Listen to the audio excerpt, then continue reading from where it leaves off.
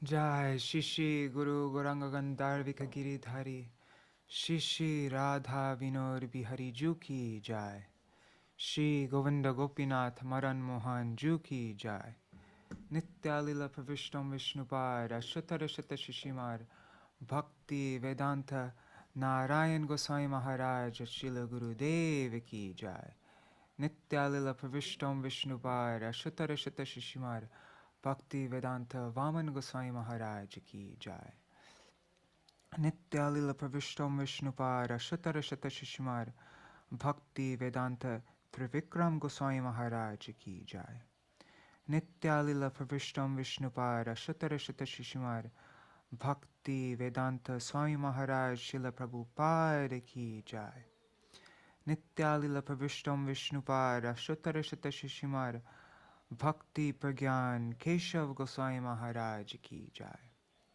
Nitya Lila Pravishtam Vishnupad Ashtutara Shata Shishimad Jagar Guru Paramahamsa Kula Swami Ashtutara Shata Shishimad Bhakti Siddhānta Sarasvatī Goswami Prabhupada Ki Jai Jai Prabhupada Ki Jai Jai Swaparikar Śrīla Prabhupada Ki Jai Swaparshad Śrīla Prabhupada Ki Jai Nitya Lila Pravishta Maha Bhagavat Śrīla Gaur Kishore Das Babaji Maharaj Ki Jai Nitya Lila Pravishta Śrīla Satchidananda Bhaktivinoda Ṭhākura Ki Jai Nitya Lila Pravishta Vaishnav Sarvabhauma Śrīla Jagannath Das Babaji Maharaj Ki Jai Shri Rupa Nugagoriya Guru Varga Ki Jai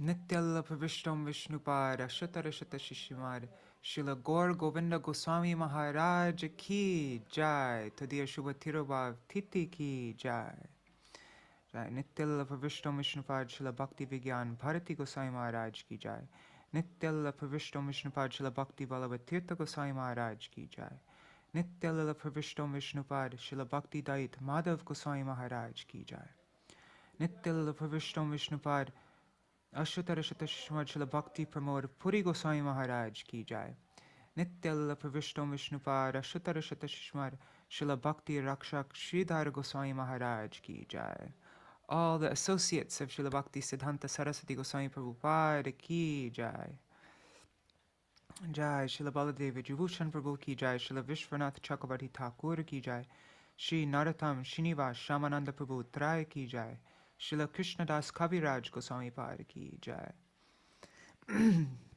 Śrīla Vrindavan Das Thakur Ki Jai Jai Shri Rup Sanatan Bhatta Raghunath Shri Jeev Gopala Bhatta Dasa Raghunath Shar Goswami Prabhu Ki Jai Shri Sarup Damodar Rai Ramanandari Shri Gaur Parshad Vrinda Ki Jai Naam Acharya Śrīla Haridas Thakur Ki Jai Prem se kaho Shri Krishna Chaitanya Prabhu Nityananda Shri Advaita Gadadhar Shivasari Gaur Bhakta Vrinda Ki Jai Shri Kshetra Mandala Gora Mandala Vraja Mandala Mathura Vrindavan Dham Ki Jai Sarva Abhishta Pradata Giriraj Maharaj Ki Jai Shri Radha Kunda Shama Kunda Ki Jai Shri Yamuna Devi Ganga Devi Ki Jai Shri Tulsi Maharani Vrinda Devi Ki Jai Abhinna Vrindavan Shri Navadip Dham Ki Jai Jai Shri Purnamasi Yogamaya Ki Jai Shri Gopeshwar Mahadev Ki Jai Akar Mataraj Shri Chaitanya Mat Ki Jai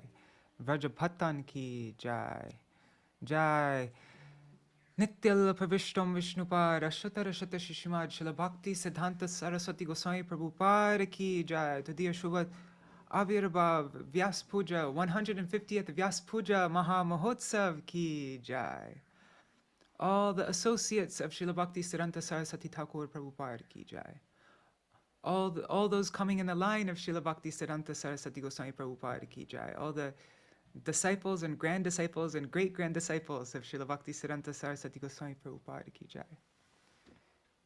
Jai Shri Harinam Sankirtan Ki Jai Ananta Koti Vaishnava Vrinda Ki Jai Samagata Gaura Bhakta Vrinda Ki Jai Shinitai Gaur Premanande Hari Hari Bo Hare Krishna Dandavat Pranams Jai Jagat Guru Śrīla Prabhupada Ki Jai Hare Krishna, dear devotees, Dandavat Pranam. So I thought, since we're On this very auspicious day, for the pleasure of Śrīla Bhaktisiddhānta Sarasvatī Gosvāmī Prabhupāda, we are embarking on this program, which I'm hoping will go on for at least 4 years, but we'll see what happens. Everything's according to the Lord's desire, but since we're starting now, I thought it would be most auspicious if we recite the Mangalacharan, and then afterwards there's a beautiful stotram written by Śrīla Bhakti Rakshak Śrīla Gosvāmī Maharaj called the Shri Daita Dasa Pranati Panchakam. And so I thought maybe we could sing that, and then we'll begin reading the first article of our Raise of the Harmonist Iṣṭa-goṣṭhī program. So I'll share my screen, and you'll have to excuse me, because we had so many deadlines, so many projects we needed to finish yesterday, I didn't actually get time to prepare anything. So this is all going to be kind of spontaneous. But yeah, okay. So I'll share my screen.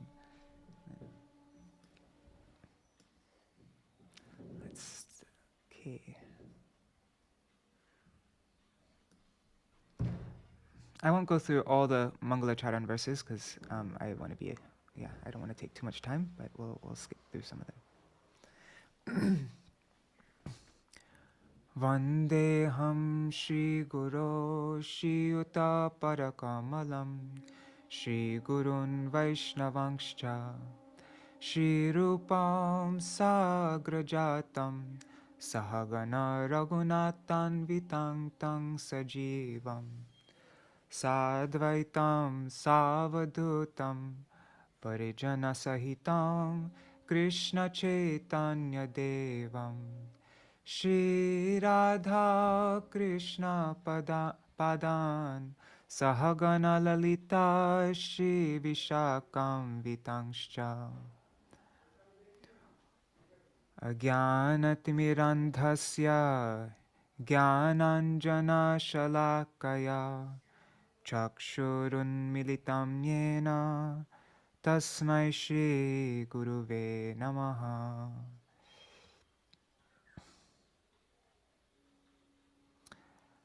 Namo Om Vishnu Padaya. Oh, okay, I'll go through. I just wonder. Okay, yeah, I'll just go through this. Namo Om Vishnu Padaya Radhikaya Priyatmane Shri Śrīmad Bhaktivinoda Narayaniti Namine. Namo Om Vishnu Padaya Shri Keshava Priyatmane Shri Śrīmad Bhaktivinoda Vamaniti Namine. Namo Om Vishnu Padaya Krishna Prishtaya Bhutale Srimate Bhaktivedanta Swaminiti Namine. Namo Om Vishnu Padaya Acharya Singharupine Shri Śrīmad Bhakti Pragyana Keshava Iti Namine. Namo Om Vishnu Padaya Krishna Prishtaya Bhutale Srimate Bhaktisiddhānta Sarasvatī iti namine. Shri Varshabhanavi Devi Daitai Kripabdhaye Krishna Sambandha Vijnana Dayane Prabhave Namaha. Madhuryo Jala Premadhya Shri Rupanuga Bhaktida Shri Gaura Karuna Shakti Vigrahaya Namostute. Namaste Gauravani Shri Murtaye Dinatarine Rupanuga Virudhapa Siddhanta Dvanta Harine. Maybe let's just read the translation to this so that we know what we just sang. I offer pranam to Om Vishnupad Shri Śrīmad Bhaktisiddhānta Sarasvatī Gosvāmī Ṭhākura Prabhupāda, who in this world is most dear to Krishna. I offer pranam to Shri Varshabhanavi Daita Das, the manifestation of an ocean of mercy, who bestows realization of our eternal relationship with Shri Krishna.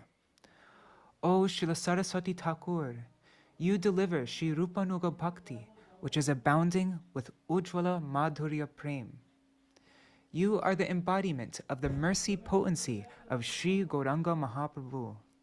I offer pranam unto you. I offer obeisance to you, the embodiment of Sri Gaurahari's message, Gosvāmī. You deliver the fallen and remove the darkness of philosophical misconceptions that are opposed to the precepts taught by Śrīla Gosvāmī. Namo Gaura Kishoraya Shakshar Vairagya Murtaye Vipralambara Sambhode Padam Pujayate Namaha.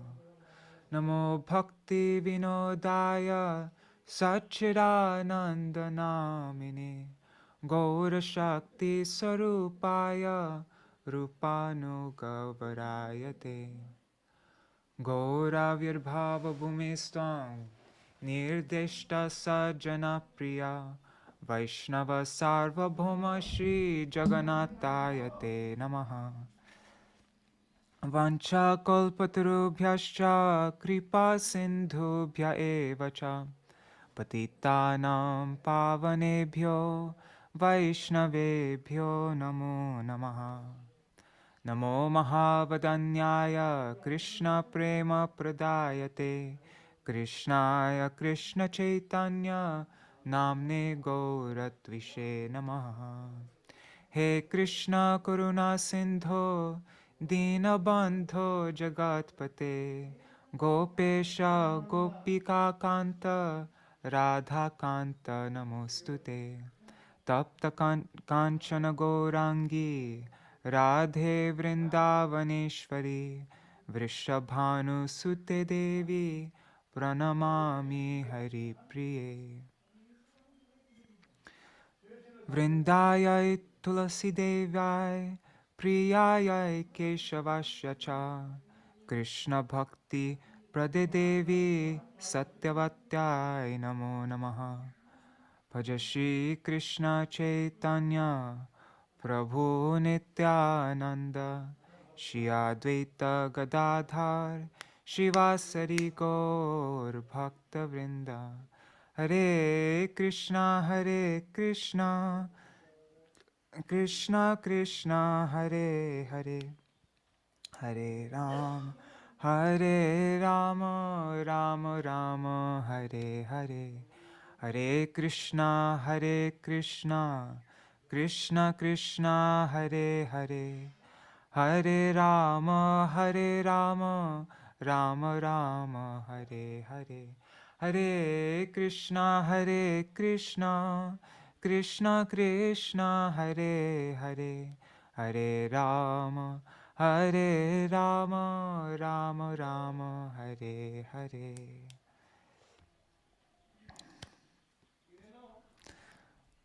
Okay, so now we will sing this. I've actually never sung this before. And but it's such a, okay, so this is called the Sri Daita Dasa Pranati Panchakam. Homage unto Śrīla Sarasvatī Thakur by Śrīla Bhakti Rakshak Sridhar Dev Goswami Maharaj. Maybe so that we know what we're singing, we can read the translation first, and then we'll sing. Yeah. What is it, Bhava?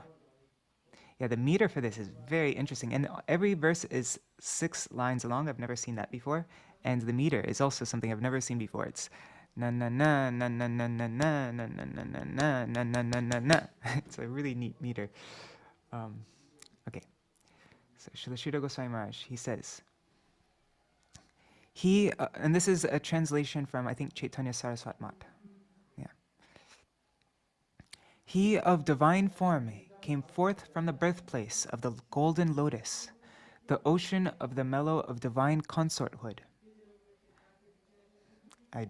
That's beyond me, I don't understand that. But his large, merciful eyes dispel the suffering soul's fear and proclaim the surrendered soul's victory.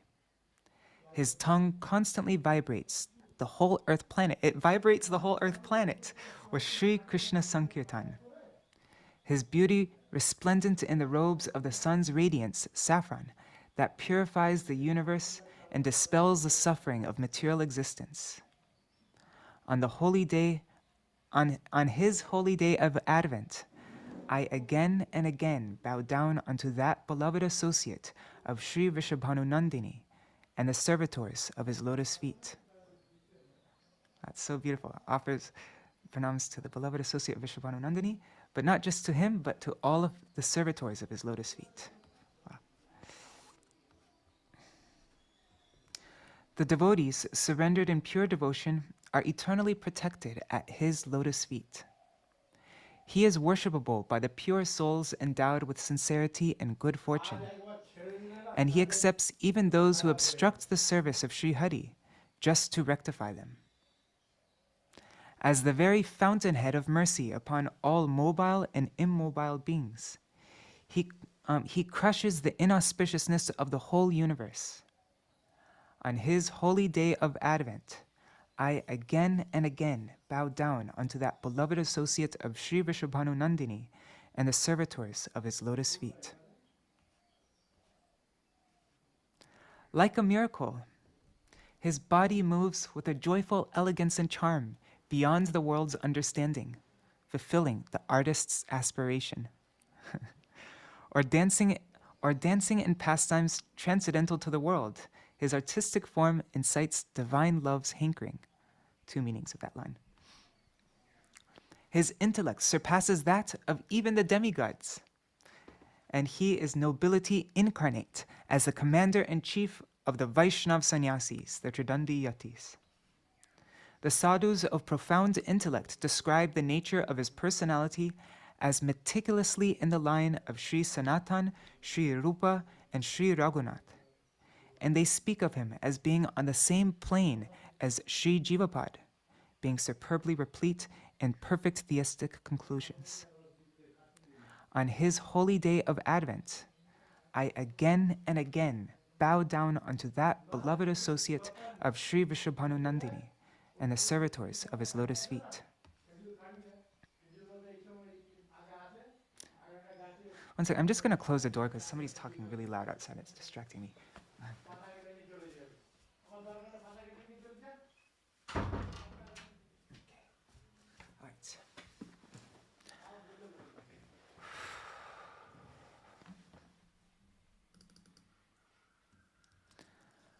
On the bank of Sri Radhakund at Swananda Sukara Kunj, he is devoted to the service of his beloved, and furthermore, he is greatly endeared to the divine damsels of Vraj, headed by Lalita.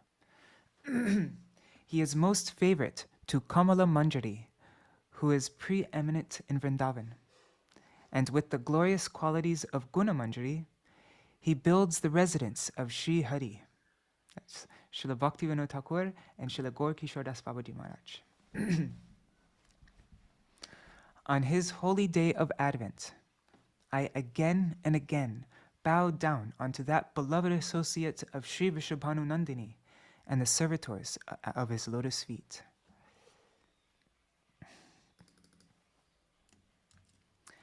He is immaculate joy incarnate, or he is the graciousness or the joy of Bimala Devi.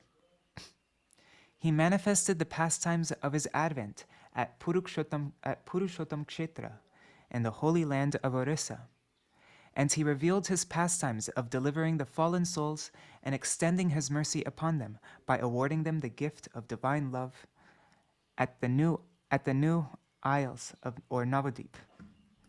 New Isles? Is that how you say that? Yeah, I think so.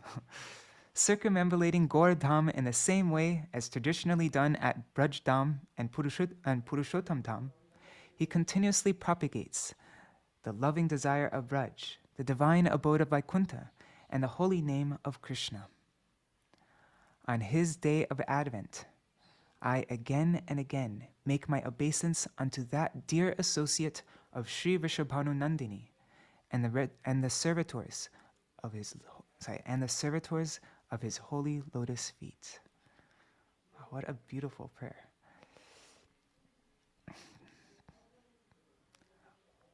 I'd love to make our own translation of this and publish it sometime maybe in the large Gaudiya Giti Gucha that we're going to make. Okay, so I don't actually have a melody for this totally. Yesterday I just very quickly made up a melody. I didn't even spend that much time on it. So anyways, let's see. What was it? Bhaya Bhanjana Jaya Shangsana Karunayatanayanam Kanakod. Anyways, I'm just gonna sing like a generic kind of generic melody, like what I do for Chaitanya Bhagavat. But yeah, that would be really nice if somebody could compose a melody for this, or if they already know the melody for it, I'd love to learn it. Okay. Abhaya Bhanjana Jaya Sangs. Sorry.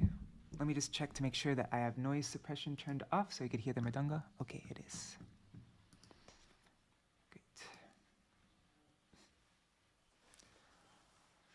Abhaya Bhanjana Jaya Shangsana Karunayatanayanam Kanakotpala Janako Jvala Rasa Sagara Chayanam Mukari Krita Dharane Tala Harikirtana Rasanam Kshiti Pavana Bhavatarana Pihitaruna Vasanam Ashubhadodaya Divase Vrisharavijan Jataitam Pranamami Chacharanantika Paricharaka Sahitam.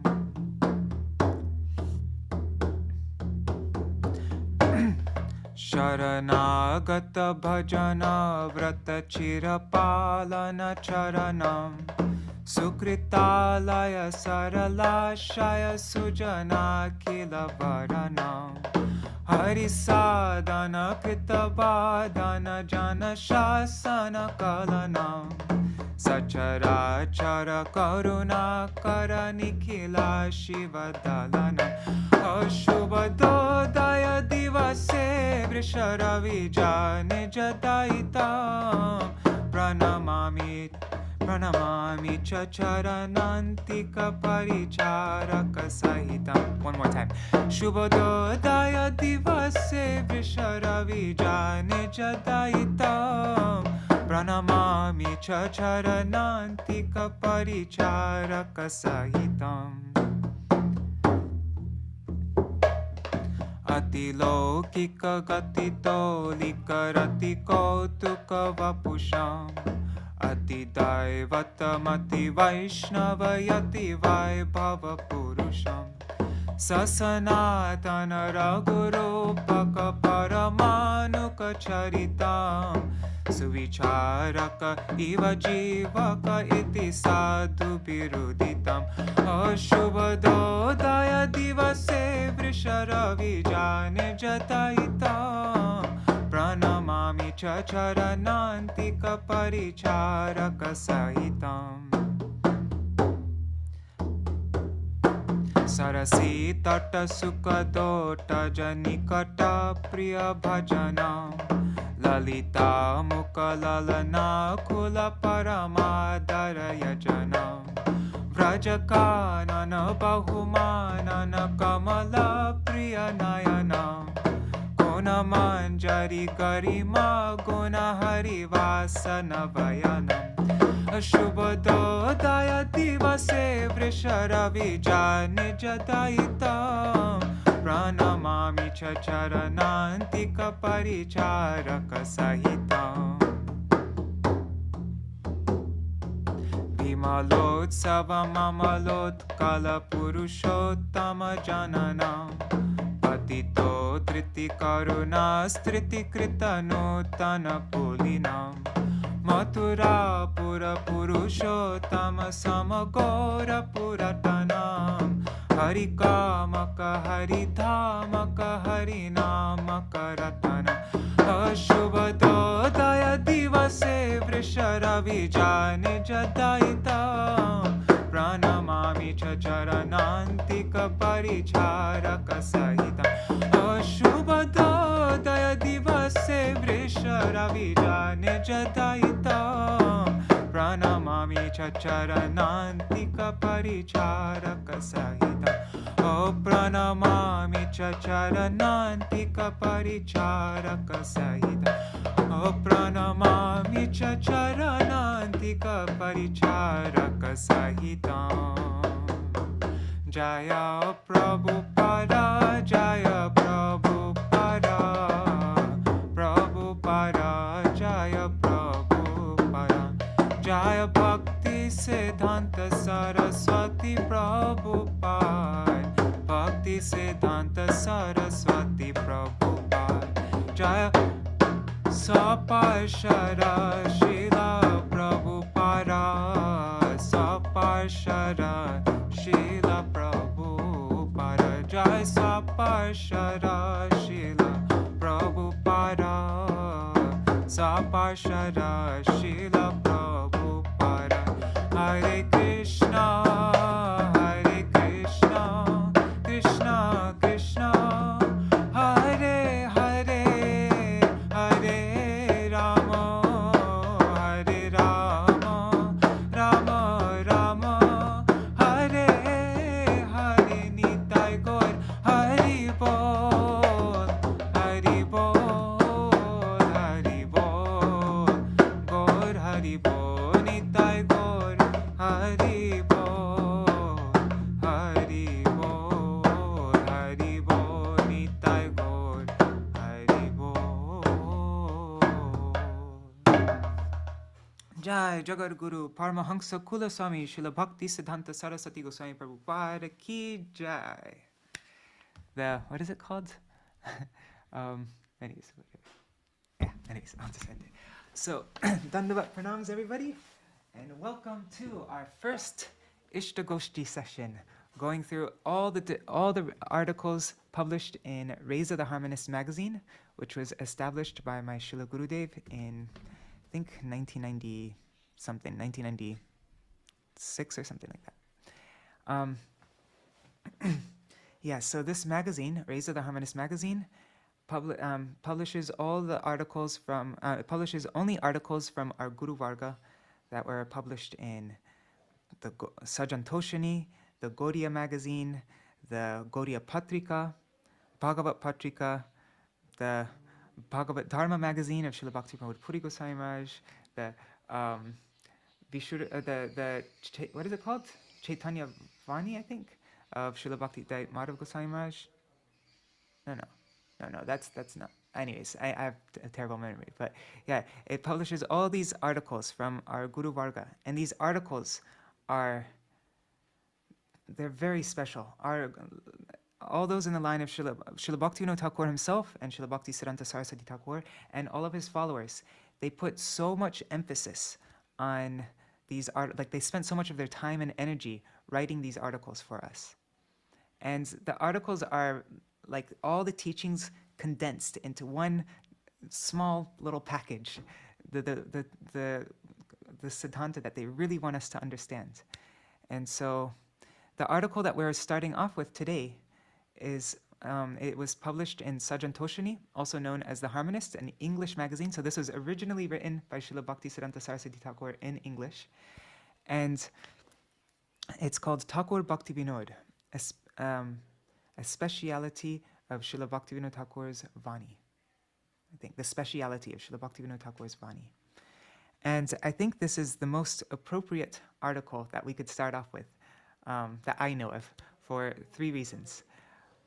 One reason is that this is,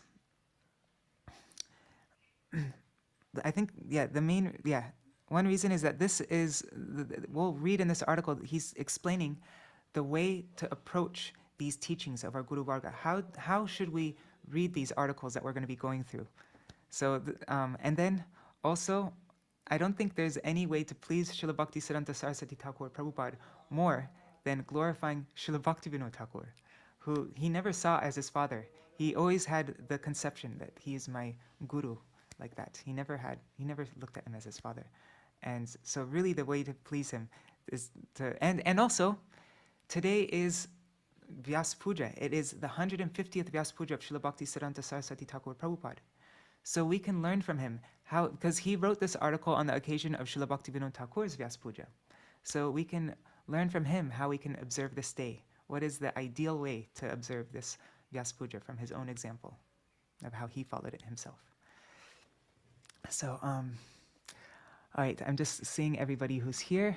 Dandavat Pranams, Nitai Prabhu, Guru Nishta Prabhu, Krishna Premavati Didi, Shubhananda Prabhu, Rama Morrison, Kanika, Krishna Mai Didi, Satya Mataji, Champak Mataji, Narayan Damodar Prabhu, that's here on Zoom, and then let's see on YouTube and Facebook.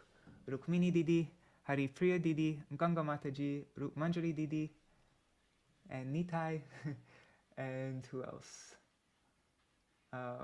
Prajumna Prabhu, Mantramurti Mataji, Vidyalala Sadidi, Manjari Didi, Raseshwari Mataji, Rasapriya Didi, Radha Vinod Prabhu, and a bunch of other devotees. Wow, a lot of devotees today. I can only see the names of those who wrote comments. Oh, and two more devotees just came, Nri Hari Prabhu and Bhavatarini Mataji, Dandavat Pranams, and Jumur, and yeah, thank you so much for joining. And as I mentioned at the beginning, we had to prepare some postings, and I ended up finishing very late at night, at midnight. And actually, the original plan was to release the Gaudiya Kirtan app on this day, and I was very busy working on that. And so for many excuses that I haven't actually properly read this article on my own. I wasn't able to prepare like I would have liked to. So yeah, please excuse me for that. And I'm thinking, since this article, well, it's such an important article, I'm thinking I want to reread it again tomorrow at the same time, so that we've read through it once, we kind of got it a little bit, and then we can try to assimilate it further by, and maybe after we read it today, if there are any thoughts that you have, or any points that you would like to share, then tomorrow we can meet again, and you'll have an opportunity to share your thoughts and everything today, but also tomorrow again, after you've thought about it for more, and we could reread it, and yeah. Yeah, I don't want to rush through this one because it's so important. I read it actually for the first time through this morning, before Mangalarti, and at the end there were a few sentences I didn't fully understand. So anyways, maybe you can help me understand them also when we get to them. My English is, I kind of have like a high school level English. So,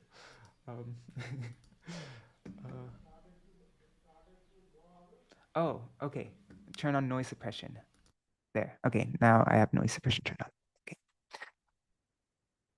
All right. So, also the format of this program. So, what I'm thinking is, for now we can read we could read through the whole article, and while we're reading it, if there are any points that you want to capture and like you want to discuss afterwards, I have this article is available on raiseoftheharmonist.com, and you could even copy and paste sections that you would like to come back to afterwards. And we can stop in the middle while I'm reading. Like if there's any points that you want to say a little something about, then we can do that even in the middle of our reading. But we'll try to keep it short, the discussion in the middle short, and then at the end we can discuss it. Then there's no time restraint. But because I think if we pause too much in the middle of the reading, then we might lose the flow as well. And so, and actually, I've never done anything like this before, and so I don't know the best way to do this. And I'm open to feedback, and also we're going to be doing this for a long time, so we can keep on adjusting it until we find out what works best. But yeah, everybody don't feel shy to just butt in at any moment. You can turn on your mic and jump in. Right. Okay, so I made oh, and if any of you haven't done so already, yeah, if you like, you can go to raiseoftheharmonist.com, raiseoftheharmonist.com, and then you'll find a link here to you can subscribe to the mailing list. And then before every reading, 24 hours before each reading, I'll send out the article as well as an EPUB so that you could read it on a Kindle or on any device, your phone or computer, using the app, and you can adjust the text size and all that. So yeah, if you'd like to receive the articles every time, then go here, raiseoftheharmonist.com, put in your name and email, and then subscribe. Sometimes I did a test and the you have to confirm your email. You have to go, and when I tried it, it went to my spam folder. But I don't think other people haven't been having that problem. So, but yeah, if you don't get it in your inbox, check the spam folder. Okay. 1 second.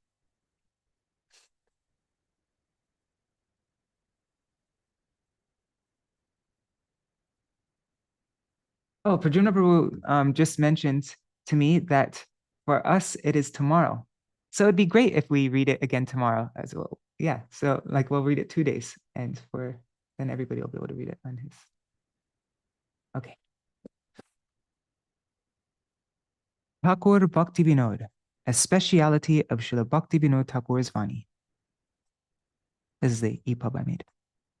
And this is from The Harmonist, published December 1931, volume 29, number 6. And this was published in one of the first issues of Rays of the Harmonist, and also the last issue of Rays of the Harmonist, that published in 2014. Okay.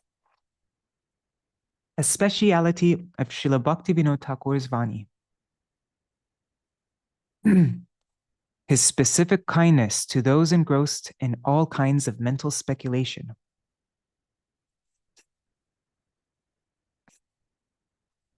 One second, let me just drink some water. God, I don't know why I'm feeling so nervous.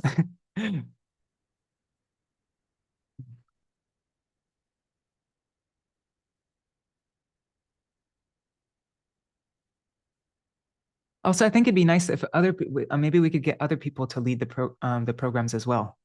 I'm just starting it off, but maybe next time we could get another senior devotee or somebody else. I'd like to hear your thoughts on that. We avail of the opportunity offered by the anniversaries. We avail of the opportunity offered by the anniversary celebrations of the advent of Ṭhākura Bhaktivinoda to reflect on the right method of obtaining those benefits that have been made accessible to humanity by the grace of this great devotee of Krishna. Ṭhākura Bhaktivinoda has been specifically kind to those unfortunate persons who are engrossed in mental speculation of all kinds. This is the prevalent malady of the present age. The other acharyas who appeared before Ṭhākura Bhaktivinoda did not address their discourses so directly to the empiric thinkers. They had been more merciful to those who were already naturally disposed to listen to discourses on the absolute without being dissuaded by the specious arguments of avowed opponents of Godhead. And I'm just, I'm going to just look up words that I had to look up, just because I think maybe some people joining might not be, might be like me. And so, So specious means superficially plausible, but actually wrong. So we see like Śrīla Vrindavan Das Thakur in our Chaitanya Bhagavat readings.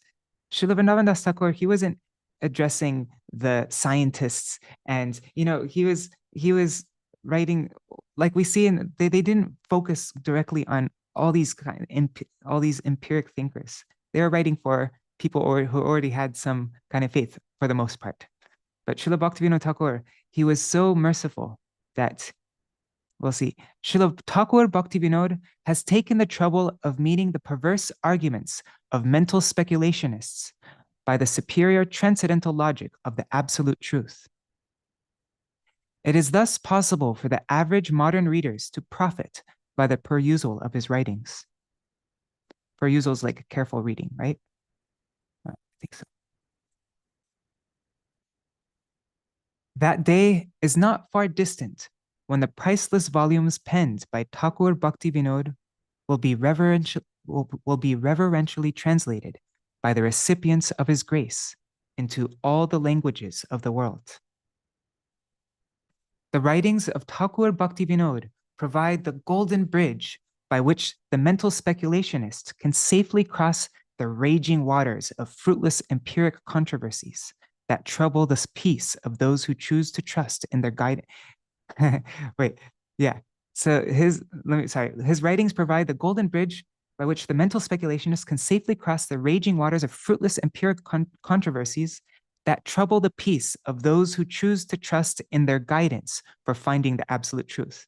Those who rely on their own ability, on their own empiric understanding to understand so for those people, Śrīla Bhaktivinoda Thakur is so merciful on targeting them and making a golden bridge so that they can cross through all these controversies.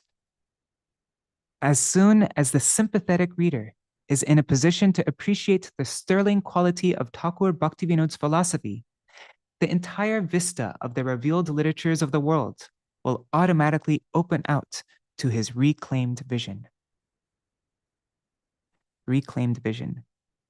Reclaimed, that means like reclaimed by Krishna, right? Right now, we're unreclaimed.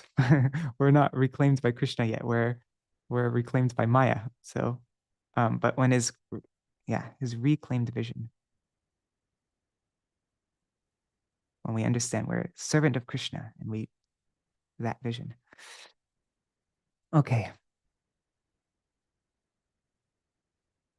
And we see through Śrīla Bhaktivinoda Thakur's books like Krishna Samhita, Prem Pradeep, Jaiva Dharma, we see how he's writing for all different kinds of people who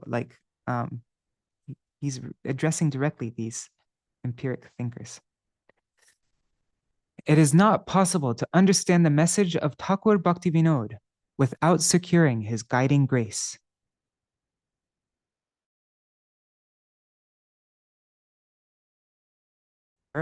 Already arisen serious misunderstandings regarding the proper interpretation of the life and teachings of Śrīla Ṭhākura Bhaktivinoda. Those who suppose they understand the meaning of his message without securing the guiding grace of the Acharya are disposed to unduly favor the methods of empiric study of his writings. I'm just going to reread that because it's very important. Those who suppose they understand the meaning of his message without securing the guiding grace of the Acharya are disposed to unduly favor the methods of empiric study of his writings. They think they can just understand with their own brain. They don't need the mercy of an Acharya, the grace, the guiding grace of an Acharya. They can figure it out themselves. There are persons who have got by heart almost everything that he wrote without being able to catch the least particle of his meaning. There's some people who could probably recite every teaching of Bhaktivinoda Thakur by heart, know it perfectly, can speak it verbatim what he said, without actually being able to catch the least particle of his meaning.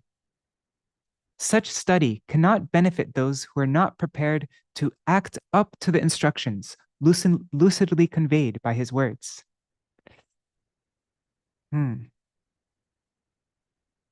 There's no benefit in trying to just study Śrīla Bhaktivinoda Thakur's words without being prepared to act up to the instructions that he gives in his message. We're not going to follow what he's writing, then there's no benefit of just trying to mentally figure it all out. There is no honest chance of missing the warnings of Ṭhākura Bhaktivinoda. Yeah, because they're everywhere. His warnings are everywhere. So there's no honest chance of missing the warnings of Ṭhākura Bhaktivinoda. Those, therefore, who are misled by the perusal of his writings are led astray by their own obstinate perversity in sticking to the empiric course, which they prefer to cherish against his explicit warnings. Let these unfortunate persons look more carefully into their own hearts for the cause of their misfortunes. The personal service of the pure devotee is essential for understanding the spiritual meaning of the words of Ṭhākura Bhaktivinoda. If we actually want to understand the spiritual meaning of the words of Ṭhākura Bhaktivinoda, then the personal service of the pure devotee is essential. The editor of this journal, originally started by Ṭhākura Bhaktivinoda, Sri Sajantoshini, has been trying to draw the attention of all followers of Ṭhākura Bhaktivinoda to this all-important point of his teachings.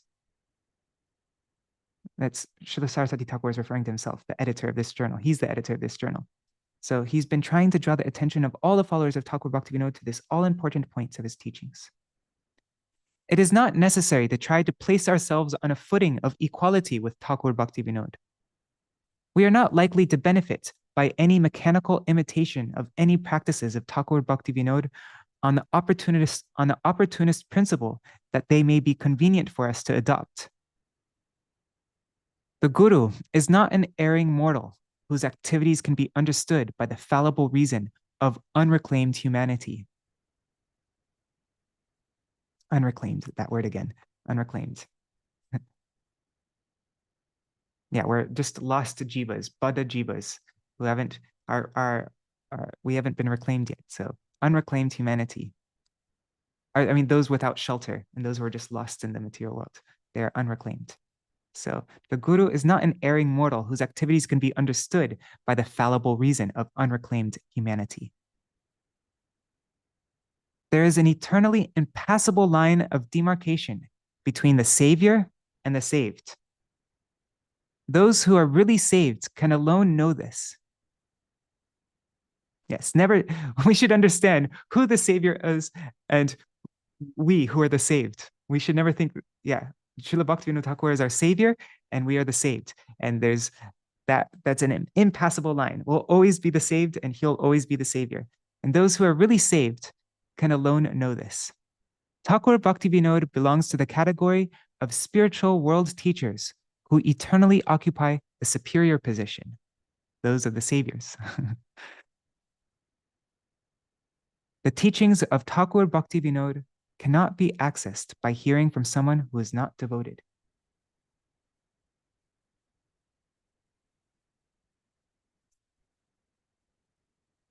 The present editor has all along felt it his paramount duty to try to clear up the meaning of the life and teachings of Ṭhākura Bhaktivinoda by the method of submissive listening to the transcendental sounds from the lips of the pure devotee. Okay, so Śrīla Sarasvatī Thakur, he's referring to himself, the present editor, has all along felt it his paramount duty. What is his paramount duty? To try to clear up the meaning of the life and teachings of Ṭhākura Bhaktivinoda by the method of submissive listening to the transcendental sounds from the lips of the pure devotee. The Guru who realizes the transcendental meaning of all sounds is in a position to serve the Absolute by the direction of the Absolute conveyed through every sound. And this topic, the transcendental meaning of all sounds, this topic of Spotavad, it's one of the most, we've been reading it all throughout Śrīla Bhaktisiddhānta Sarasvatī Thakur Prabhupāda's commentaries on Chaitanya Bhagavat. He keeps on bringing up this point of the Virvad Rudi Vritti, like the enlightened understanding of this, and then the Agya Rudi Vritti. Like it's such an like one of the main points that he was strongly establishing. And there's a whole book published just recently. Prem Prayojan Prabhu published it. He translated it from my Gurudev's edition. My Gurudev translated it into Hindi, and then from that he translated it into English. And very soon, Gaudiya Vedanta Publications will also be publishing it. It's called Gaudiya Darshan, and this is one of the main topics in that whole Gaudiya Darshan. So the Guru who realizes the transcendental meaning of all sounds is in a position to serve the Absolute by the direction of the Absolute conveyed through every sound. The transcendental sound is Godhead. The mundane sound is non-Godhead. All sound has got these opposite aptitudes. All sound reveals its divine face to the devotee and only presents its deluding aspect to the empiric pedant. Is it pedant or pedant? I don't know. I think it's pedant, right? And pedant is, let's just look that up again really quickly. A pedant is a person who is excessively concerned with minor details and rules, or with displaying academic learning. So without actually trying to understand the essence, the substance behind it, they're just concerned with minor details and displaying academic learning, but not actually really understanding it. So. Okay. Let me just reread that. All sound reveals its divine face to the devotee and only presents its deluding aspect to the empiric pedant. The devotee talks apparently the same language as the deluded empiric pedant, who had got by heart the vocabulary of the scriptures. Also, if I ever, because I'm not familiar, like my vocabulary isn't very large, and so if I'm mispronouncing any word, please just jump in and like if you can turn on your mic and just say it the right way so that I can also learn how to pronounce it. Yeah. Okay. So the devotee talks apparently the same language as the deluded empiric pedant who had got by heart the vocabulary of the scriptures. But notwithstanding apparent identity of performance, one has no access to reality, while the other is absolutely free from all delusion. Externally, it sounds like they're saying the same words, but one has no access to the reality, while the other is absolutely free from all delusion. So actually, there's a difference of heaven and hell between them, even though externally it seems the same. Those who repeat the teachings of Ṭhākura Bhaktivinoda from memory do not necessarily understand the meaning of the words they mechanically repeat. Those who can pass an empiric examination regarding the contents of his writings are not necessarily also self-realized souls. Yeah, so you might be able to pass the, what is it called? The Bhakti Vriksha, is it called? No, Bhakti, not Bhakti Vriksha. Anyways, you might be able to pass a test, but that doesn't mean you've actually understood the words. It's not a mental thing. It's they may not at all know the real meaning of the words they have learned by the method of empiric study. Take, for example, the name Krishna. Every reader of Ṭhākura Bhaktivinoda's works must be aware that the name manifests himself on the lips of his serving devotees, although he is inaccessible to our mundane senses, right? Like that verse, Atashi Krishna Namadi. So the name manifests himself to those who are Sevonmukh, his serving devotees. But he, Nam, Sri Nam Prabhu, is inaccessible to our mundane senses. It is one thing to pass the examination by reproducing this true conclusion from the writings of Ṭhākura Bhaktivinoda, and quite another matter to realize the nature of the holy name of Krishna by the process conveyed by the words. Yeah, it's one thing to understand that point theoretically, like, okay, yeah, that's what that verse says, Atashi Krishna Namadi. But it's another thing to actually realize the nature of the holy name of Krishna by the process conveyed by the words. Ṭhākura Bhaktivinoda did not want us to go to the clever mechanical reciter of the mundane sound for obtaining access to the transcendental name of Krishna. Such a person may be fully equipped with all the written arguments and explanation of the nature of the divine name. Yeah, so somebody might be very established in Nam Tattva and be able to explain all the points perfectly without any apasiddhanta, and will be very expert at understanding the Nam Tattva. Like not in the true sense, but just in the mental sense, like they meant, yeah. But if we listen to all these arguments from the dead source, the words will only increase our delusion. Even if they're speaking the tattva, like according to Shastra, since it's coming from the dead source, their words will only increase our delusion. The very same words coming from the lips of the devotee will have the diametrically opposite effect.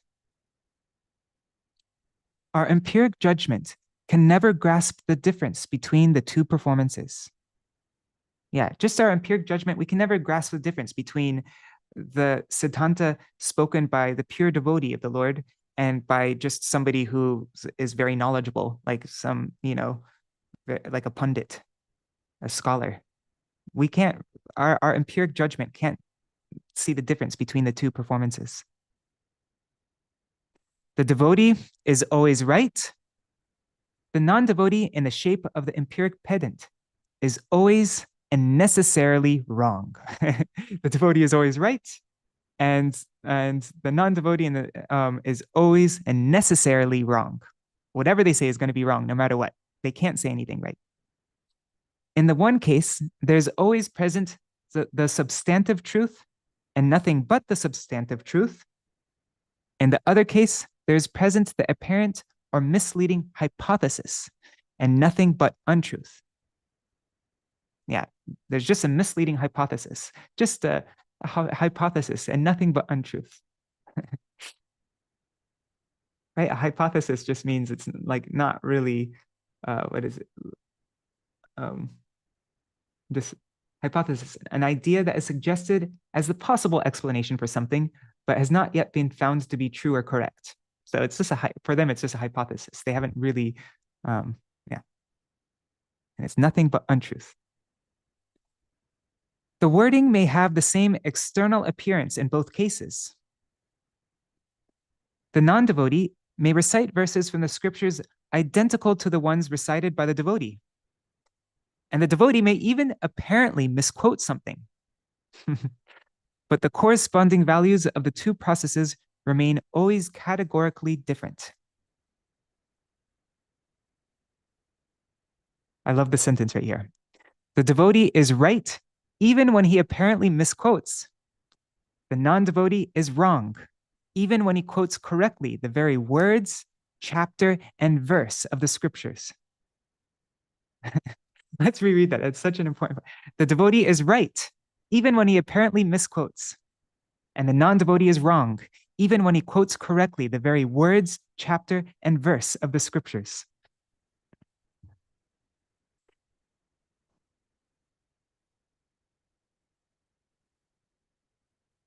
The direct, unambiguous appearance of divinity. And does anybody have anything to say on any of these points so far? If not, we'll just continue. Okay. The direct, unambiguous appearance of divinity. It is not empiric wisdom that is the object of quest of the devotee. Those who read the scriptures for gathering empiric wisdom will be pursuing a wild goose chase. Those who read the scriptures for gathering empiric wisdom will be pursuing a wild goose chase. They'll never be peaceful. They'll never reach a conclusion because there seems to be contradictions everywhere when there actually isn't. So they'll always be confused and always be debating this and that and this point and that point. And no, wait, he said this here and he said this there. And, they'll never be peaceful. There are not a few dupes of their empiric scriptural erudition. Yeah, there are not a few dupes. There are many dupes. There's tons of dupes. There are not a few dupes of their empiric scriptural erudition. And a dupe is, let's just see what the dictionary definition is. A dupe is victim, goal, pawn, puppet, instrument, fool, simpleton, innocent. No, let's see, sucker, informal sucker, poor suckers. A duplicate or copy of something. No, there's better. No, a victim of that. Here's the meaning. It's a victim of deception. Knowing accomplices are unknowing dupes. A victim of deception. Okay, so there are not a few dupes of their empiric scriptural erudition. These dupes have their admiring underdupes. These dupes have their admiring underdupes. But the mutual admiration society of dupes does not escape, by the mere weight of their number, the misfortunes due to the deliberate pursuit of the wrong course in accordance with the suggestions of our lower selves. Wait, I don't fully understand that. Does that mean but the mutual admiration society of dupes does not escape by the mere weight of their number the misfortunes due to the deliberate pursuit of the wrong course in accordance with the suggestions of our lower selves? Does that mean just because so many people are thinking this way, that doesn't mean that there's actually any weight to their that's what they're saying is proper? Anyways, I want to read this again tomorrow when I've understood everything more carefully. And if anybody wants to jump in and explain anything that I'm not getting right, please do. Okay, this is a very important point. Come here. What are the scriptures? They are nothing but the record by the pure devotees of the divine message appearing on the lips of the pure devotees. What are the scriptures? They're the divine message appearing on the lips of the pure devotees. All of our scriptures are coming from the lips of the contents of the scriptures is the words of pure devotees. Srimad Bhagavatam is all the words of pure devotees. The message conveyed by the devotees is the same in all ages.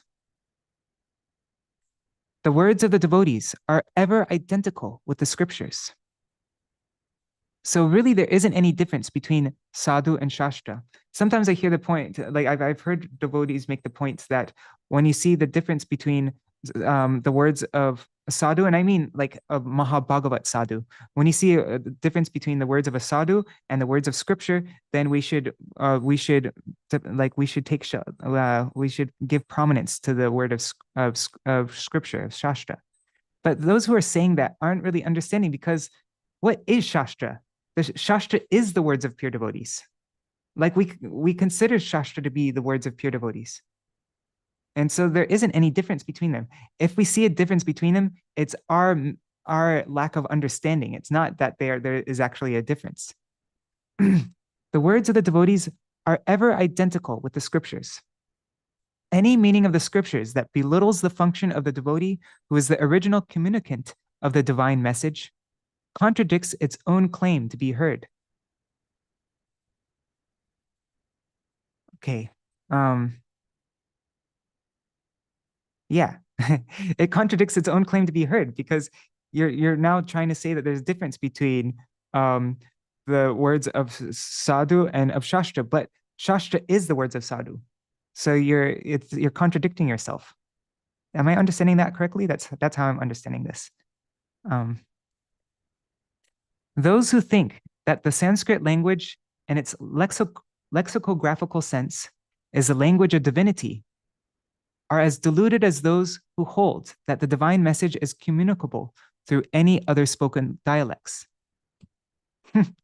Yeah, so those who they think Sanskrit language is it's completely pure and perfect, and so if you have a good grasp of Sanskrit, if you're a Sanskrit scholar and you really understand all the dictionary definitions, right, lexicographical sense, you understand the dictionary definitions and all the grammar and everything of Sanskrit, and so that if you consider that the language of divinity, then that person is as deluded as those who hold that the divine message is communicable through any other spoken dialects.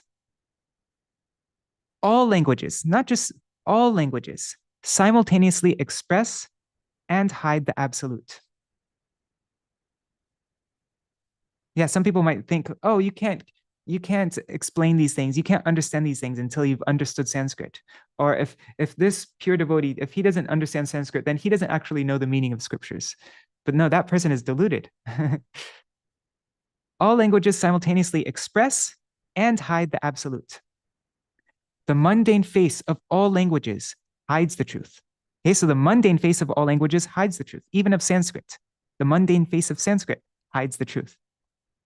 But the transcendental face of all sound expresses nothing but the absolute. So this is something deeper than language. This is about transcendental sound. And so it doesn't really matter what language it's being expressed through. What matters is the sound that is expressing that. The transcendental face of all sound expresses nothing but the absolute. The pure devotee is the speaker of the transcendental message. The transcendental sound makes his appearance on the lips of his pure devotee. This is the direct, unambiguous appearance of divinity. On the lips of non-devotees, the absolute always appears in his deluding aspect. On the pure devotee's tongue, the transcendental sound always reveals himself, and on the lips of non-devotees, the absolute always hides himself. He appears as his deluding aspect. Not only does he hide himself, but he deludes through the lips of non-devotees. To the pure devotee, the absolute reveals himself under all circumstances. To the conditioned soul, if he is disposed to listen in a truly submissive spirit, the language of the pure devotee can alone impart the knowledge of the absolute. Okay, so let me just reread that. To the conditioned soul, if he is disposed to listen in a truly submissive spirit, the language of the pure devotee can alone impart the knowledge of the absolute. The conditioned soul mistakes the deluding for the real aspect when he chooses to lend his ear to the non-devotee.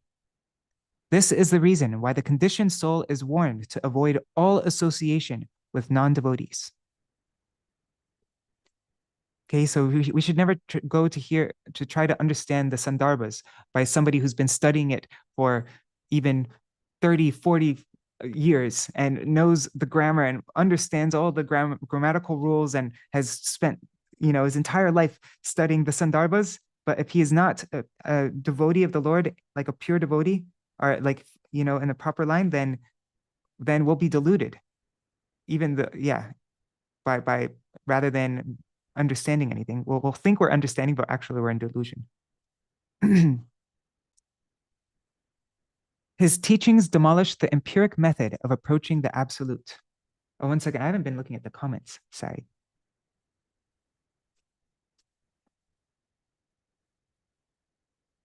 And I hope, am I going too slow, or you can let me know if I'm going too slow. I can stop like talking throughout if I am. Oh, yes. Rukmini Didi reminds of what we heard about Dushta Sarasvatī in the Chaitanya Bhagavat purports. Yes.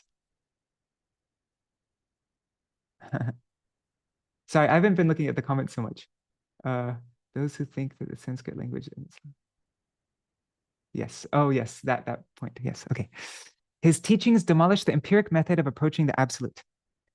Ṭhākura Bhaktivinoda is acknowledged by all his sincere followers as possessing the above powers of the pure devotee of Godhead.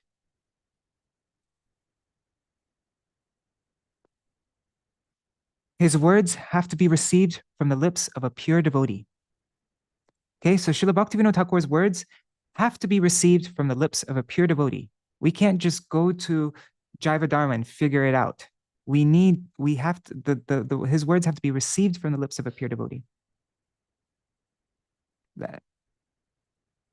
If his words are not listened to from the lips of if his words are listened to from the lips of a non-devotee, they will certainly deceive.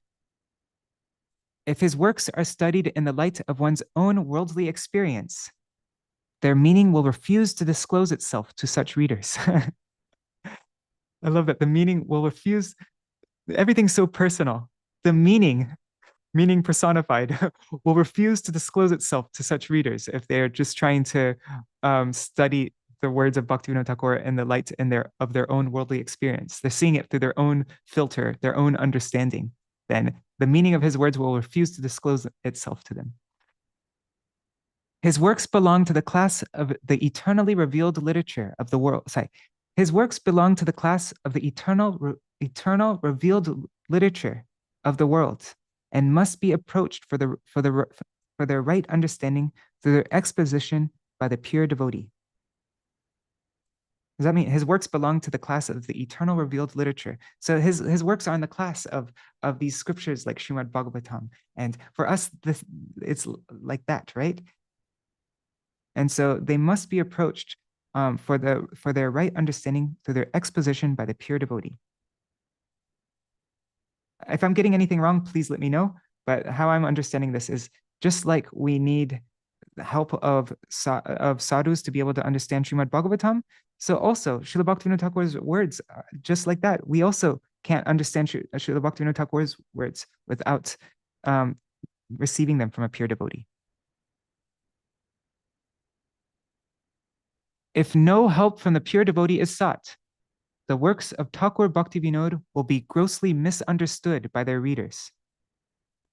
The attentive reader of those works will find that he is always directed to throw himself upon the mercy of the pure devotee if he is not to remain unwarrantably self-satisfied by the deluding result of his wrong method of study. The writings of Ṭhākura Bhaktivinoda are valuable because they demolish all empiric objections against accepting the only method of approaching the absolute in the right way. Yes, all of that's why Bhaktivinoda Thakur's teaching writings are valuable, because it demolishes all empiric objections against accepting the only method of approaching the absolute in the right way. They cannot and were never intended to give access to the absolute without help from the pure devotee of Krishna. They direct the sincere inquirer of the truth, as all the revealed scriptures do, to the pure devotee of Krishna, to learn about him by submitting to listen with an open mind to the transcendental sounds appearing on his lips. Before we open any of the books penned by Ṭhākura Bhaktivinoda, we would do well to reflect a little on the attitude with which, as the indispensable prerequisite to approach its study. Okay, so before we go to open up Jaiva Dharma, then we should reflect a little on the attitude with which, what is the indispensable prerequisite to approach reading this Jaiva Dharma? How will we get some benefit from it? If we just open it without reflecting a little bit with the attitude with which we should approach it, then we're not going to get any benefit from it. We'll just memorize some facts, but we won't actually understand anything. We'll think we're understanding, but we're deluding ourselves if we're not approaching in the right mood. It is by neglecting to remember this fundamental principle. It is by neglecting to remember this fundamental principle that the empiric pedants find themselves so hopelessly puzzled in their vain endeavor to reconcile the statements of the different texts of the scriptures. The same difficulty is already in the process of overtaking many of the so-called followers of Ṭhākura Bhaktivinoda for the same reason. Oh my God, have we seen that happen recently? Of people seeing Śrīla Bhaktivinoda Thakur's words and saying, well, this seems to contradict Śrīla Jiva Gosvāmī. And so why is he right this? And we accept Jiva Gosvāmī above all else. And so why would he write this thing which isn't really proper Siddhanta, or it's not the full truth? It's, well, and then, try to come up. That's what happens when you don't approach. And you'll always be puzzled. You'll always be confused and always see contradictions everywhere. And and try to come up with your own reconciliations, which are wrong. This is very relevant to the times now. Only the absolute can give himself.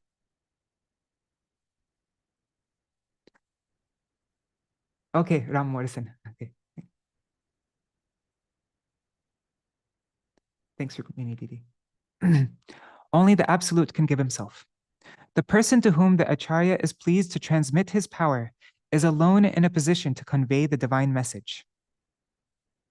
Wow, let's reread that. The person to whom the Acharya is pleased to transmit his power is alone in a position to convey the divine message. So the Acharya, he chooses who he wants to transmit his power to, and then that person will be in a position to convey the divine message. It's by the mercy of the pure devotee that one is able to convey the divine message. This constitutes the underlying principle of the line of succession of spiritual teachers. The Acharya thus authorized has no other duty than that of delivering intact the message received from all of his predecessors. There is no difference between the pronouncements of one Acharya and another. All of them are perfect mediums for the appearance of the divinity in the form of the transcendental name, who is identical with his form, quality, activity, and paraphernalia.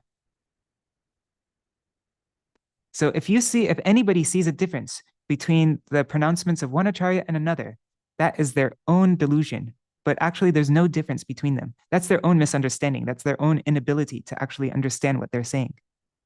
Because all of these Acharyas are perfect mediums for the appearance of the divinity in the form of the transcendental name, who is identical with his form, quality, activity, and paraphernalia. It's Krishna himself coming from their mouth.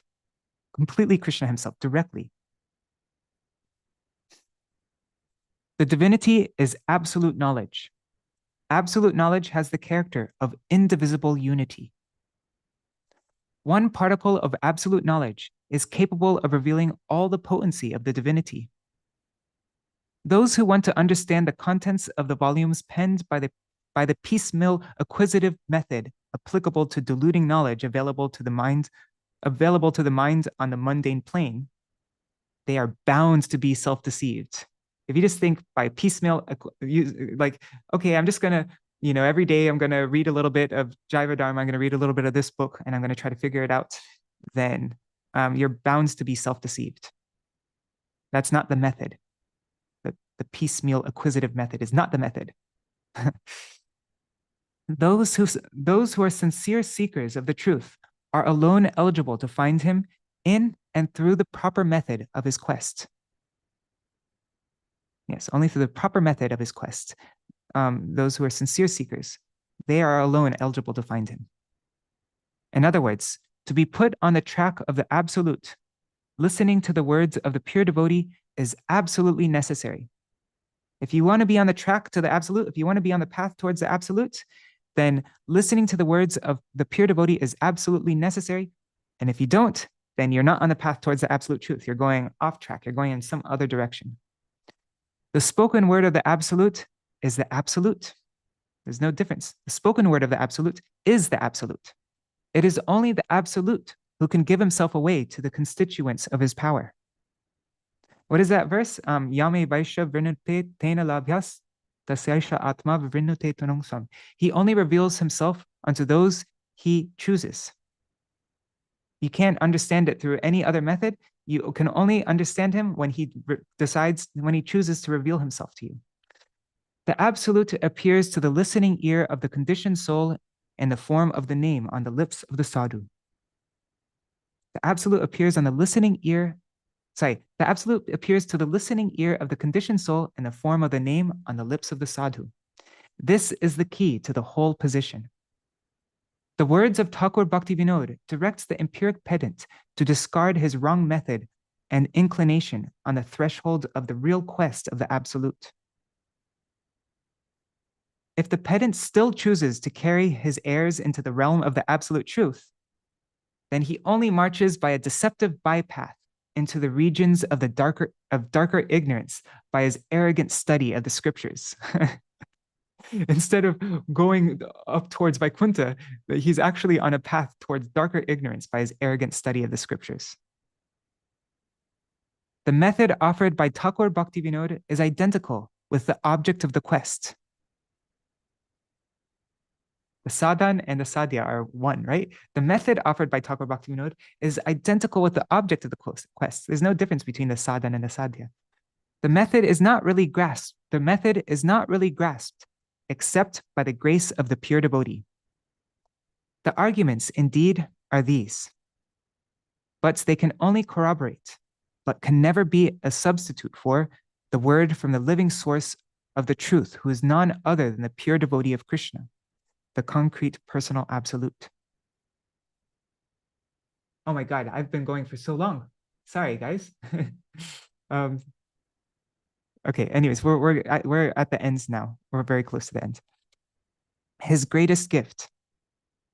Ṭhākura Bhaktivinoda's greatest gift to the world consists in this.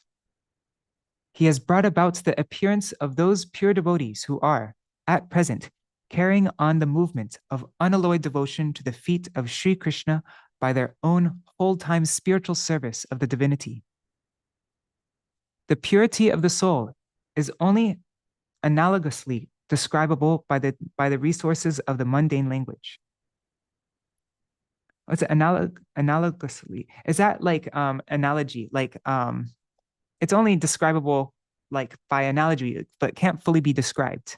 Like you can try to give an example, like a metaphor or something like that, to try to explain a certain aspect of it, but it can't be fully understood. It's only analogously describable by the resources of the mundane language.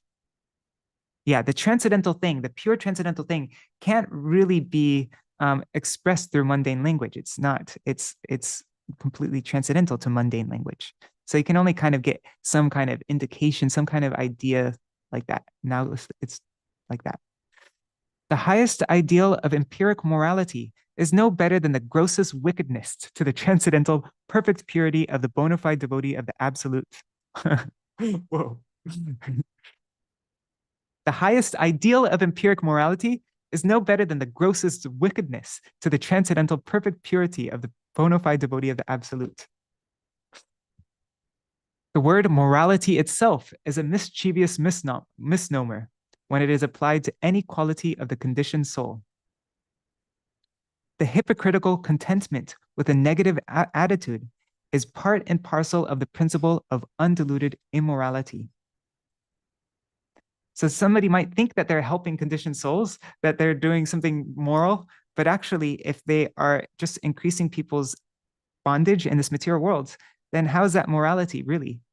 So it's actually a misnomer when it is applied to any quality of the conditioned soul. Yes. The hypocritical contentment with a negative attitude is part and parcel of the principle of undiluted immorality. Those who pretend to recognize the divine mission of Ṭhākura Bhaktivinoda without aspiring for the unconditional service of those pure souls who really follow the teachings of the Ṭhākura by the method enjoined by the scriptures and explained by Ṭhākura Bhaktivinoda in a way that is so eminently suited to the requirements of the sophisticated mentality of the present age, then they only deceive themselves and their willing victims by their hypocritical professions and performances. Yeah. So those who pretend to recognize the divine mission of Bhaktivinoda Thakur, pretends to understand his teachings without aspiring for the service of the pure devotees, then they only deceive themselves and their willing victims by their hypocritical professions and performances. These persons must not be confronted with the These persons must not be confounded with the bona fide members of the flock. Yes, they are not. They might appear to be a guru and have lots of followers and always spreading the teachings of Bhaktivinoda Thakur, but those people who aren't taking shelter of a pure devotee, we should not think them to be like part of the bona fide members of the flock. They aren't part of our flock. They are somebody else. His prediction. Okay, this is the last section of this. His prediction: the religious unity of the world. And this is the part where I didn't understand some of the sentences. Anyway, so Ṭhākura Bhaktivinoda has predicted the consummation of religious unity. The consummation of religious unity of the world by the appearance of the only universal church which bears the eternal designation of the Brahma Sampradaya. The universal church, Mahaprabhu. So he's predicted. Yes, he's predicted the consummation of religious unity of the world by the appearance of the only universal church which bears the eternal designation of the Brahma Sampradaya. He has given mankind the blessed assurance that all theistic churches will shortly merge in the one eternal spiritual community by the grace of the Supreme Lord Sri Krishna Chaitanya. Wow, what a bright future there is. Everybody will become united in this one universal church. The spiritual community is not circumscribed by the conditions of time and space, race and nationality. Circumscribed, is that like, it's not restricted? It's not, let's see, I'm just sorry, I'm not, it's not, yeah, restrict, limited. It's not limited. Restrict something within limits. Yeah. So the spiritual community is not restricted by the conditions of time and space, race and nationality. Mankind had been looking forward to this far-off divine event through the long ages. Ṭhākura Bhaktivinoda has made the conception available in its practical spiritual form to the open-minded empiricist who is prepared to undergo the process of enlightenment. The keystone of the ark has been laid, which will afford the needed shelter to all awakened animation under its ample encircling arms. Wait, let me reread that. It's so beautiful. The keystone of the ark has been laid. Śrīla Bhaktivinoda Thakur has laid the stone. The keystone of the ark has been laid, by which will afford the needed shelter to all awakened animation under its ample encircling arms. It's all embracing, it's ample encircling arms for everybody. Those who would thoughtlessly allow their hollow pride of race, pseudo-knowledge, or pseudo-virtue to stand in the way of this long-hoped-for consummation would have to thank only themselves for not being incorporated in the spiritual society of all pure souls. These plain words need not be misrepresented by arrogant persons who are full of the vanity of empiric ignorance as the pronouncements of aggressive sectarianism. No. People might say, this sounds quite sectarian, but no. The aggressive pronouncement of the concrete truth is the crying necessity of the moment. Sorry. The aggressive pronouncement of the concrete truth is the crying necessity of the moment for silencing the aggressive propaganda of specific untruths that is being carried on all over the world by the preachers of the empiric contrivances for the amelioration of the hard lot of conditioned souls. So it's saying, yeah, this truth is what needs to be established for silencing the aggressive propaganda of those preachers who think that by doing this and by doing this, they can ameliorate. What is that? Is that like eliminate the suffering of conditioned souls? Yeah. Anyways, okay, sorry. The empiric propaganda clothes itself in the language of negative abstraction for deluding those who are engrossed in the selfish pursuit of worldly enjoyment. But there is a positive and concrete function of the pure soul, which should not be perversely confounded with any utilitarian form of worldly activity. But there is a positive and concrete function of the pure soul, which should not be perversely confounded with any utilitarian form of worldly activity. Yeah. The benefits that our Guru Varga is giving the world is taking them out of this material world, bringing them back into the spiritual world. Whereas people like Mother Teresa and this person, they think that these people think that they're helping the souls of this world, but really it's they're two completely different things. Like one is just not helping them get released within this material world, and one is, that's yeah. Mankind stands in need of that positive spiritual function of which the hypocritical impersonalists are in absolute ignorance. The positive function of the soul harmonizes the claims of extreme selfishness with those of extreme self-abnegation in the society of pure souls, even in this mundane world. In its concrete realizable form, the function is perfectly inaccessible to the empiric understanding. Its imperfect and misleading conception alone is available by the study of the scriptures to the conditioned soul that is not helped by the causeless grace of the pure devotees of Godhead. It's imperfect, that's the last sentence. Its imperfect and misleading conception alone, only that is available to the study of the scriptures to the conditioned soul that is not helped by the causeless grace of the pure devotees of Godhead. Okay, it is now 8:30. That's usually the time that we end our daily readings. So 1.5 hours, and I only got through reading the article. Sorry, I was going through so slowly because I've read this article on here once before and I only understood like 60%. And so that's why I was just trying to go through it very slowly so that I'm sort of able to understand. Yeah, it didn't really leave any time for any discussion or anything.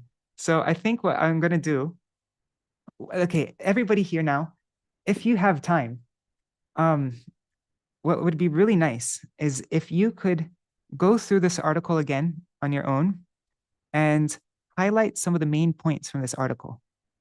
You could just go through and like copy and paste maybe onto a Word doc or something like that.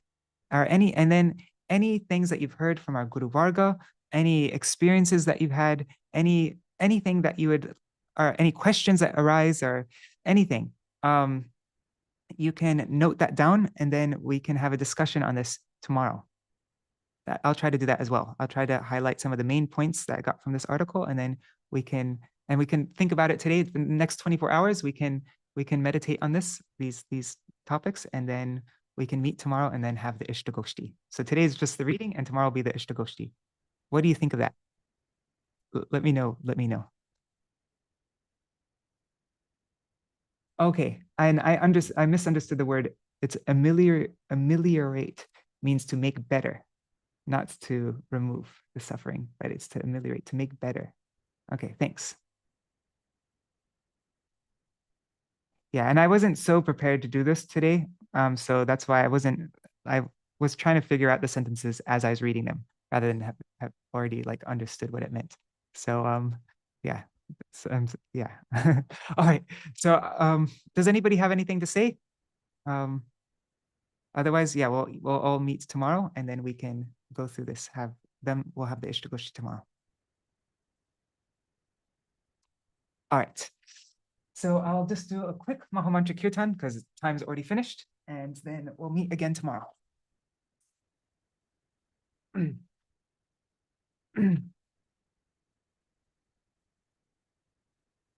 And if anybody didn't subscribe to the mailing list and haven't received the EPUB, let me know and I can send you the EPUB. And subscribe to the mailing list so that you get the EPUB next time. RaiseoftheHarmonist.com. Hare Krishna, Krishna Krishna, Hare Hare, Hare Ram, Ram Ram, Hare Hare, Hare Krishna, Krishna Krishna, Hare Hare, Hare Ram, Ram Ram, Hare Hare, Hare Krishna, Krishna Krishna, Hare Hare, Hare Ram, Ram Ram, Hare Hare, Hare Krishna, Krishna Krishna, Hare Hare, Hare Ram, Ram Ram, Hare Hare, Jai Sachinandan, Gaura Hari, Sachinandan, Jai Gaura Hari, Jai Bhaktivinoda, Ṭhākura Bhaktivinoda, Bhaktivinoda, Ṭhākura Bhaktivinoda, Jai Bhaktisiddhānta Sarasvatī, Prabhupāda, Bhaktisiddhānta Sarasvatī, Prabhupāda, Jai Sapashara, Śrīla Prabhupāda, Sapashara, Śrīla Prabhupāda, Ajaya Guru Deva, Guru Deva, Guru Deva, Jaya Guru Deva, Guru Parampara, Guru Parampara, Parampara, Guru Parampara, Hari Bol, Hari Bol, Hari Bol, Nitai Gaur, Hari Bol, Nitai Gaur, Hari Bol, Hari Bol, Hari Bol, Hari Bol. Jai Jagadguru Śrīla Paramahansa Kulaswami Śrīla Bhaktisiddhānta Sarasvatī Gosvāmī Prabhupāda ki Jai. So this program will only be successful if we can actually try to follow these words which we're hearing from him and approach these teachings coming from Śrīla Bhaktivinoda Thakur and Śrīla Bhaktisiddhānta Sarasvatī Thakur Prabhupada and all of those in his line, if we try to approach them in a mood of service and with sincerity and not giving so much importance to our own understanding of these conceptions, but really trying to open ourselves to receive the mercy that they're giving through these teachings. And so if we can try to always remember this before every one of these readings that we're going to have in the future also, then we'll get some benefit out of this. Otherwise, we'll only delude ourselves by thinking that we're understanding everything when we're actually not. So yeah, I look forward to our Iṣṭa-goṣṭhī tomorrow. Thank you so much for staying for such a long time. I went way over time today. I wanted to try to keep these sessions 1 hour at a time, but today it went an hour and a half. I hope nobody minds. And yeah, fun. I'll do a very short Vāṇī, and then we'll do we'll end with pranams. Jai Shri Sachinandan Gaur Hari ki Jai, Shri Gandharvika Giridhari ki Jai, Jai Śrīla Gurudev ki Jai, Jai Śrīla Param Gurudev ki Jai, Jai all the associates of Śrīla Bhaktisiddhānta Sarasvatī Gosvāmī Prabhupāda ki Jai, Jai Shri Jai Śrīla Bhaktisiddhānta Sarasvatī Gosvāmī Prabhupada himself. All glories to him. Jai. All glories to his 150th Vyas Puja.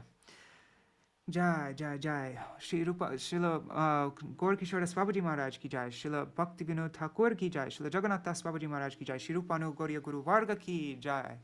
Swaparshad Shri Gaur Nityananda Prabhu ki Jai. Shri Radha Krishna Gopa Gopigana ki Jai. Shri Giriraj Maharaj ki Jai. Shri Tulsi Maharani Vrinda Devi ki Jai. Shri Harinam Sankirtan ki Jai. Ananta Koti Vaishnava Vrinda ki Jai. Samagata Gaur Bhakta Vrinda ki Jai. Shinitai Gaur Premanande Hari Hari Bo.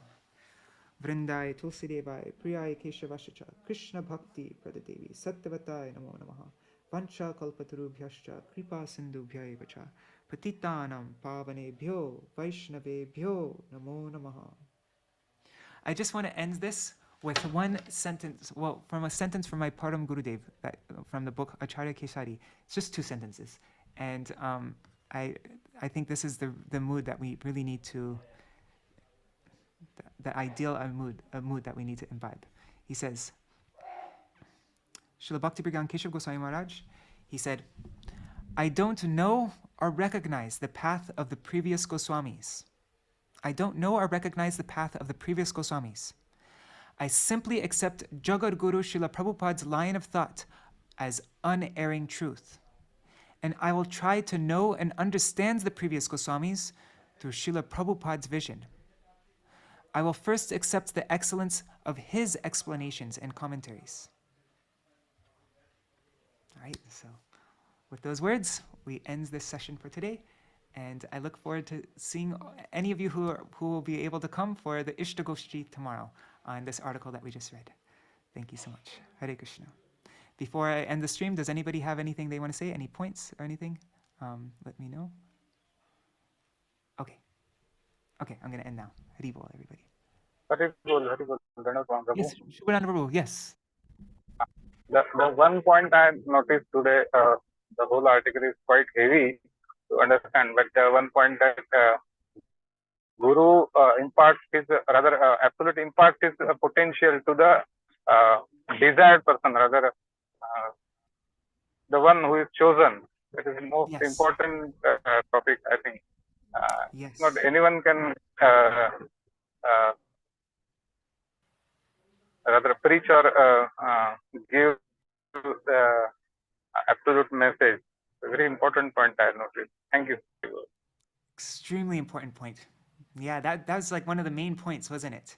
That we don't have any ability to spread the message, to preach. We can only be an instrument. And so if we open ourselves, if we are sincere and we really sincerely try to follow, and we pray for the mercy, and then if they see that we're a fit candidate, then the pure devotee himself will empower us to be able to spread these transcendental messages, because we have no power to do any, like we're speaking the divine sound. We don't have any ability to do that. So when the pure devotee chooses to empower somebody, then that person will be able to spread the message. There's no other way. You can't just, there's, where the... Also, the point regarding language, specific language about Sanskrit and all. I'm coming from the Sanskrit background. That's why I was also in the same process of thinking. Like one must know the Sanskrit, and Sanskrit is a like divine language. But the very point Śrīla Prabhupada mentioned about the language is quite enlightening. That all the mundane, all the languages at the same time hide the truth, and even in divine sense, they can express the truth also. Yes, yes, that's such an important point, isn't it? Sanskrit, even though Sanskrit's the pure, that's the divine sound, like the, like it's the language of the demigods. It's like that same language can hide the absolute, even though it's like being everything's perfect and everything, but even that can hide the absolute truth. Whereas a pure devotee will be speaking a language that's not Sanskrit, any language of the world, but that sound will be potent with the full, we'll have the full potency of the absolute truth, and it will be the absolute truth, even though it's not Sanskrit. Yeah. Yes, and many times while reading the articles from our Guru Varga, we notice this that the apparent meaning of word is quite different from the perspective of Acharya. Yes. Yes. Yeah. Very, very important point. Yes. All right, so Shubhanandaru, if you'd be able, and anybody else here, if there's any other points that you'd like to note down, and then tomorrow we can further discuss them. Any parallel Harikatha, anything, any nice stories, anything. Then we can save them for our Iṣṭa-goṣṭhī tomorrow. Yeah.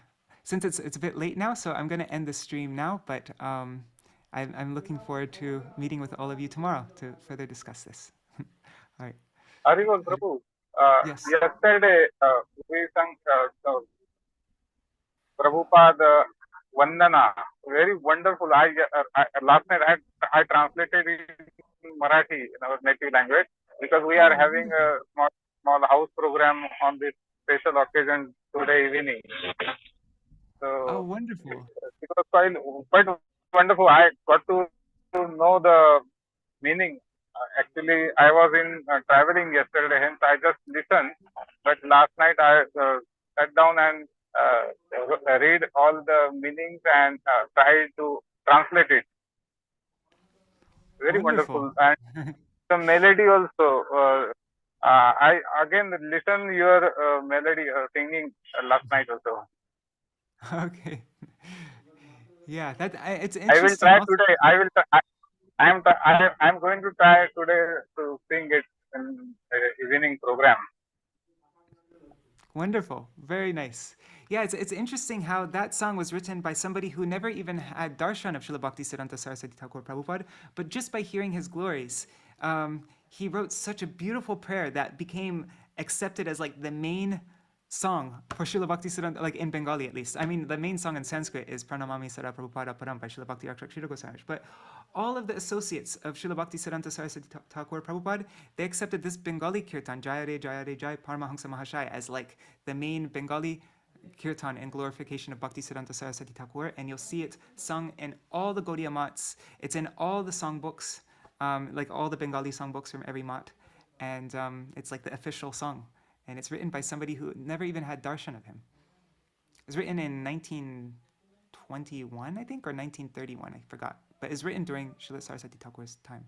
So, yeah. All right. All right. Dandavat pranams, everybody. And I look forward to seeing you all tomorrow. Hari Bol. Jai Shri Radhe. Jai Śrīla Bhaktisiddhānta Sarasvatī Gosvāmī Prabhupada ki jai. Krishna Premavati Didi, yes, I can share it as a PDF or Word format. Yeah. Oh, also, you can go to raiseoftheharmonist.com and you can copy and paste it onto a Word document also. Yeah. All right. Okay. Hare Krishna. Dandavat pranams.